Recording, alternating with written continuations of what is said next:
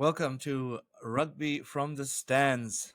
And I'm just after an incredible game of rugby played at Ellis Park between South Africa and the Wallabies. The if you haven't watched the game yet and you don't want me to spoil it, I think this is your cue to turn this off. But if you're still with me, you probably have seen the game. And basically, Australia gave us an absolute stunner. No one saw this coming. Australia beat the Springboks 38 to 22 at Ellis Park, which was an incredible outcome. So this is obviously my unfiltered thoughts. I haven't put this into any sort of cohesive narrative, but this is just purely my top level um, um, thoughts that's come into my head.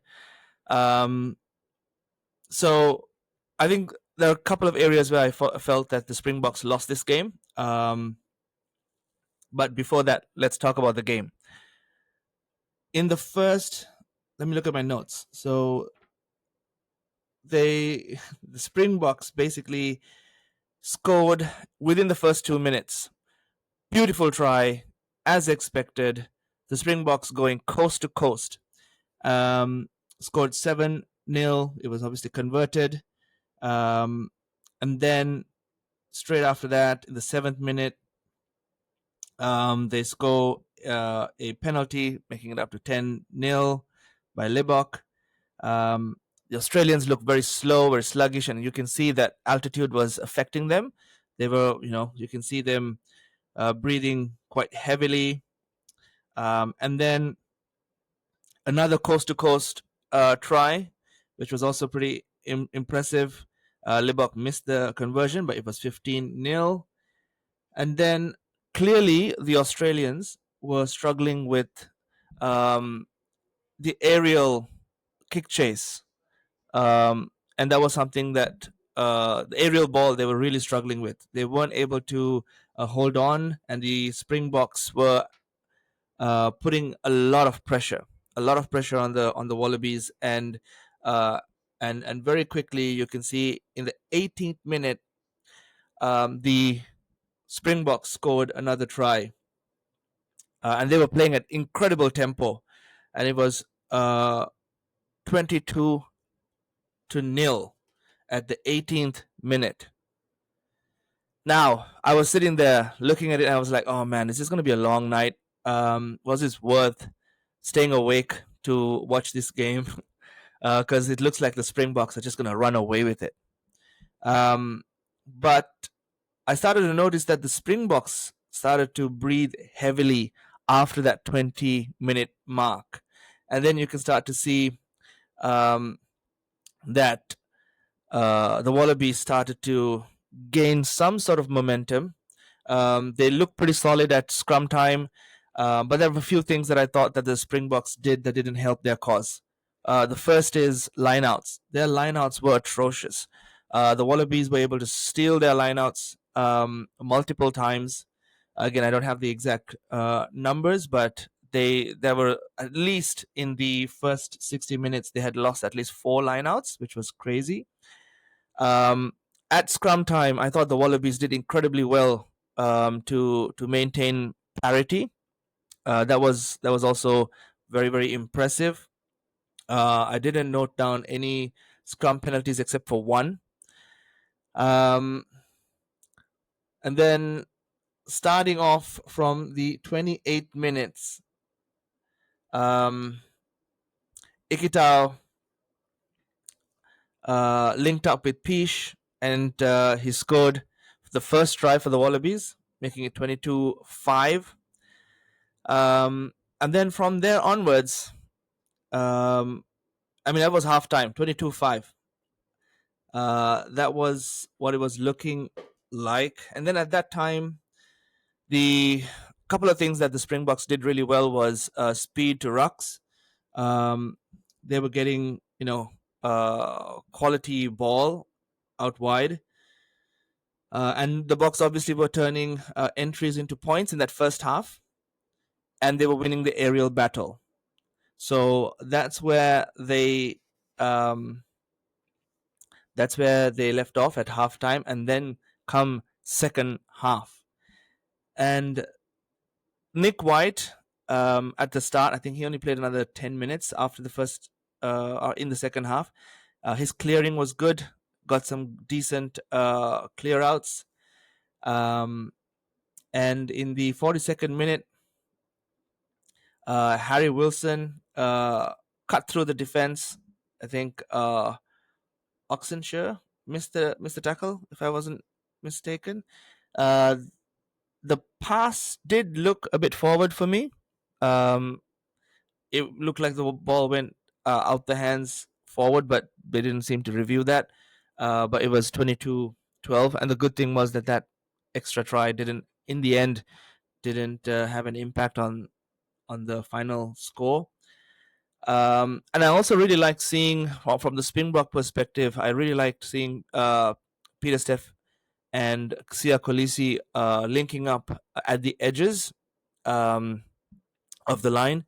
I can clearly see how that's really will cause some doubts and fear in the defensive lines. But I think the bomb squad, I felt, was nullified. Mostert and Quagga came in at the 45th minute first, and then the rest of them came on board. But honestly, from the 18th minute onwards, and especially from the second half onwards, I mean, the the the Aussies were absolutely on point. Um, Tom Wright, he was struggling with some of the aerial high balls at the start of the game, but in the second half, he did some amazing line breaks, um, and caught the Springboks defense off guard. Honestly, I'm really sorry because I can't even read some of my notes right now. I promise you, when I have my thoughts gathered tomorrow, I will be much more cohesive. I'm just, adrenaline's pumping right now quite a bit. But I've noticed that Wallabies getting stronger in the second half. Rassie looks pensive, um, and yeah, it was just the Wallabies were incredible in terms of, at this stage they were really dominating the game. They were controlling the game. They dominated the game, um, and I mean, to come back from 22-0 to scoring 38 points to 22. So that's 38 unanswered points by the Springboks. Fraser McReight was for me the man of the match. He was disrupting rucks left, right, and center. Jock played an incredible game. The pass out wide that he sent Max Jorgensen, I think it was, to go and score a try was very brave, um, and honestly, it was incredible. At one point, Harry Wilson, sorry, was it? Uh, yeah, it was Fraser. It was Tom Wright who breaks defense, and then he passes the ball to Wilson, who was supporting him. Wilson, I think, pulled a muscle, or I think he got. I think there was it looked like a hamstring or a he looked like he pulled a muscle and he was struggling a little bit, but he scored, um, which was good. But at this point, um, there was another try off of Swali'i. He intercepted a ball by a long pass by Mani Lebok, and he just ran, I think, a good 50, 55 meters to score that try.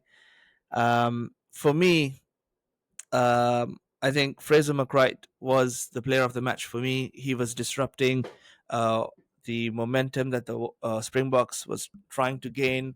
Never really allowed them to have any sort of rhythm and tempo in that second half.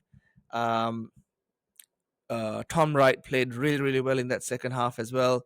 James O'Connor, like I said, was steering the ship really nicely. Um, and Max Jorgensen and Dylan Peace were amazing. Um, so where I mean, this really opens up the rugby championship wide open. This is going to be uh, really, really interesting.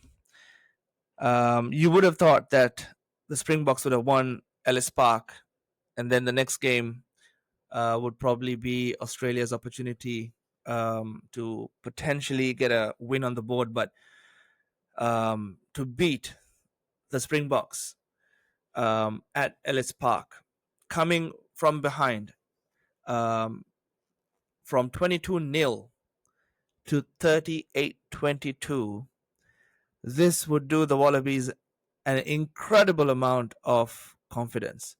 They, um, yeah, Australia was playing a brand of footy that the Australians are known for. They ran from their own 22s. They passed the ball wide. They weren't afraid to go the distance. And I thought they played really, really, and they also went through the middle whenever it was required.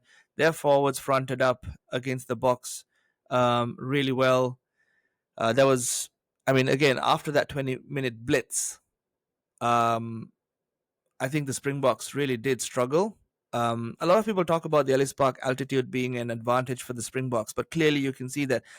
I would also imagine not every Springbok player will be playing at Johannesburg and is born and raised there. So I'm pretty sure altitude is a challenge for most of the Springbok players as well, because I can see like straight after the 20-minute mark, they seem to be struggling as well. But yeah, line out needs to be fixed. That was pretty scary. And sorry, I didn't mean pretty scary, but the line out didn't function, and I think that's something that um, if I was the lineouts coach for the Springboks, I would definitely be re-looking at where things went wrong. But a lot of question marks will be raised. I love the style of rugby that the Springboks are playing, but is this the right style for the Springboks? Should they revert back to trying to go through the middle, trying to run it straight, not all these sort of going out wide type of play, coast to coast type of play? I think, especially with the line speed that they try to bring, that blitz defense that they try to bring, plus passing the ball out wide, it would take a toll on you. I think it would take an absolute toll on you. So the question really is, do the Springboks really want to continue, as some pundits call Tony Ball, or is Tony Ball done? In the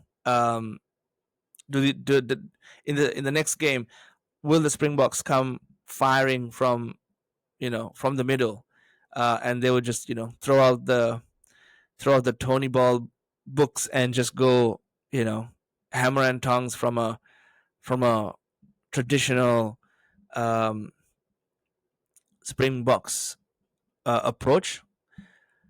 I don't know. It's lots of questions are going to be asked. Also, is this where Rassie draws the line and says, "Look, all of you guys, especially the most senior statesmen in the team, you guys have served South African rugby well, but we don't see you guys getting to 2027. Australia, if you on the flip side, a lot of those players are extremely young. James Slipper is probably the oldest, and pretty much everyone else are under the age of 30. So Ali is only like what, 22. And when you look at the Springboks player profile, they look like an aging lot. So are they going to make some, you know, wholesale changes for the rest of the Rugby Championship tournament? This loss definitely puts the Springboks on the back foot, um, because they play the All Blacks in New Zealand. So again, pressure's on. To be fair, the Springboks don't really play well when they are the favorites. Um, when they're backs to the wall, that's when the Springboks do perform really well. But I think the style of play that the Springboks are trying to play, which is more of um, a New Zealand Australia style of play, didn't really, in the end, didn't suit them. If they are going to play that role, I think they probably might need to cut back on some of the other things that they do, like for example the rush defense, or the uh, you know the blitz defense is something that they'll need to compromise on. So I think I think a lot of questions are going to be asked, like I said, in terms of Boks identity. Is this the game they want to, put their uh, money on, or do they want to revert back to, what Bok rugby is all about, right? Um, but yeah, it was from the uh, from the Wallaby standpoint. This is huge. I mean, take a bow, Joe Smith, and the entire Wallabies team. Um, 18 months ago, no one gave these guys a chance. Australian rugby looked all over the place.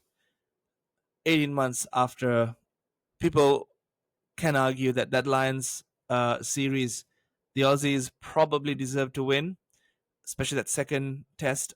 It looked like it could have gone either way, especially if that last try was disallowed. But in that third game, the Aussies were the more dominant team. So off the back of that momentum, it clearly showed that the Aussies were a lot more battle hardened, and the composure that they showed was also very, very impressive. Um, to go down 22-0 and not to lose the plot, because 18 months ago this Australian side would have crumbled. Um, whereas um, today they seemed pretty composed. They knew that give it some time, do the right things. There will be opportunities, and that's exactly what they did.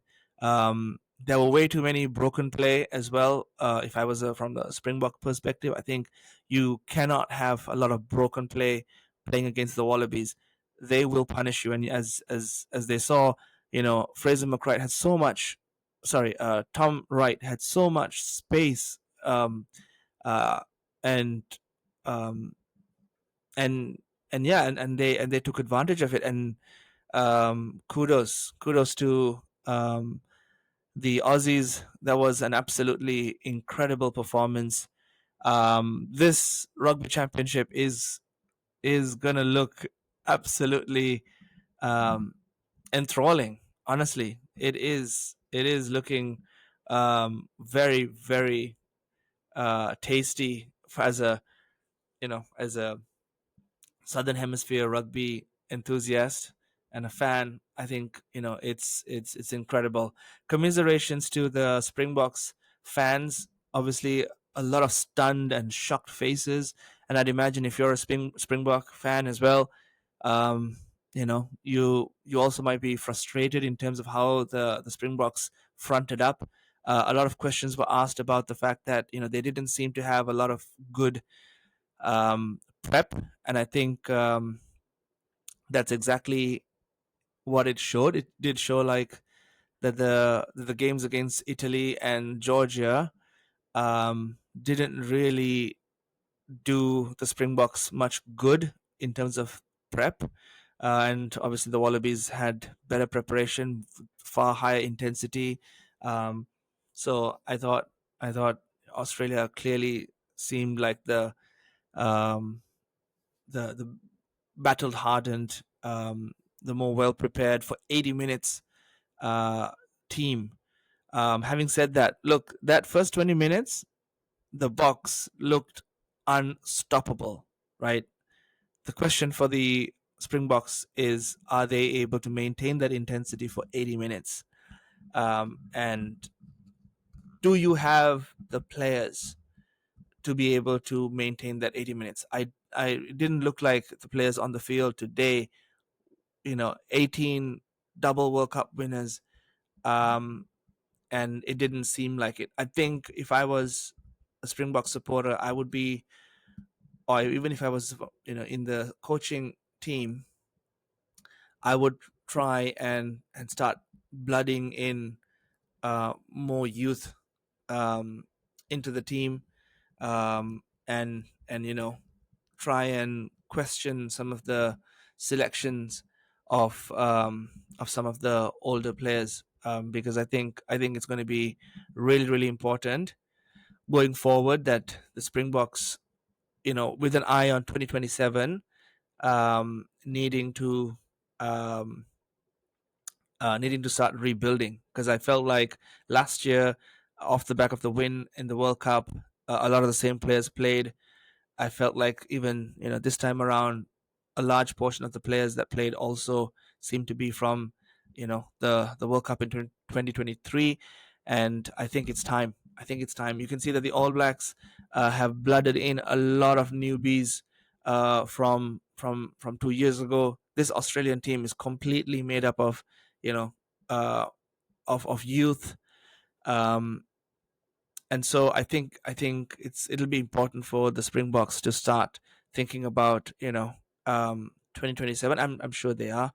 And to be fair, was this a blip? And obviously I'm just rattling on straight after a game, adrenaline pumped. So um, I wonder how my mind will work tomorrow morning, and I'll obviously have a look at my notes and have a much more cohesive thought. But honestly, um, was this a blip? Was this um, uh, a one-off, or is this a sign of a waning Springbok team? It's hard to say, to be honest. Personally, I felt like the Springboks looked, especially in that last 60 minutes, didn't look like a team that had the legs to keep that intensity and momentum going. I thought they were very powerful um, in that first 20 minutes. So it's going to be hard to maintain that intensity throughout. So again, questions for Rassie and the coaching team. What identity do they want to to have? Do they want to play this expansive game of rugby that they're trying with Tony Brown, or you know, do they revert back to a forward dominated, kick dominated game? Like even today, you can see that a lot of the aerial kicks um, were where that the Springboks really got a lot of that forward momentum from. So do they go back to that? Um, I'd love to hear your thoughts. This was an incredible start to the Rugby Championship. This is going to be the most competitive Rugby Championship that we've had in years, and what an incredible start! I I can't wait to see the next game. I can't wait till next week to see how the Springboks will respond. Clearly, looking at the pictures from the coaching box with Rassie and the other coaches as well, they are not going to be happy with this performance. So so yeah, there's a lot to look forward to. Please do like and subscribe. Show us some support. Again, like I said, a new channel, but would love to hear your thoughts. Let's let's see how the Boks go from here. Australia, I think, are looking the goods. If I was an All Black fan, and I am an All Black fan, to be fair, I will be worried about the bloody slow this year. um, they are looking really, really good. They are looking um, like a team that is really, you know, getting more and more confident in themselves and the style that they want to play. Um, and I think that right now, honestly, if they can also win, I mean, they won one against Springboks. I think as far as Australians are concerned, this is a win already. The fact that they are, they won at least one game in South Africa, and this is the first win since 1963 at Ellis Park. So what a way to start and kick off the rugby championship. And honestly, I can't wait to see the you know the rest of the games. Bring it on, the rugby championship 2025. No one saw this coming. Good on the Aussies, and I would anticipate a lot of surprised pundits as well. But I think personally the Springboks can come back from this. Um, it's just it's going to really hurt pride a little bit, but I think this is going to be really, really interesting. Next game, again, I'll be watching that, and I'll come back with immediate thoughts as well, between the Los Pumas and the All Blacks. Um, I think again there could be another a shock, a surprise, um, an upset in the next game as well. If it is, then it's going to be the weekend of upsets. So let's see how that game's gonna go. I'm gonna go get some sleep, uh, and then I'll come back with my thoughts on the full time whistle against between the game between the Los Pumas and the All Blacks. But for now, hit like, subscribe, share your thoughts, and I will see you soon. Adios.